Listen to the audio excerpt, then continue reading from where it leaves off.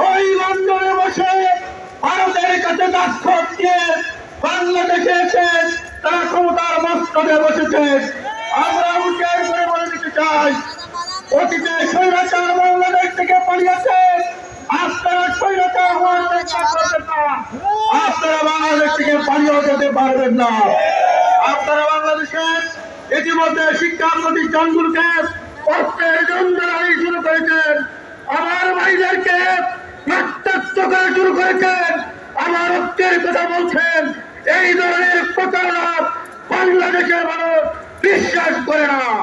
সংগ্রামী ভাই ও বন্ধুগণ, তাই আগামী দিনে বাংলাদেশ জামাত ইসলামী এবং 11 দলীয় ঐক্যের নেতৃত্বে আগামী দিনে যে আন্দোলন সংগ্রাম হবে, প্রত্যেকটা আন্দোলন সংগ্রামে সক্রিয় অংশগ্রহণ করার উদাত্ত আহ্বান জানিয়ে আমার বক্তব্য এখানে শেষ করছি।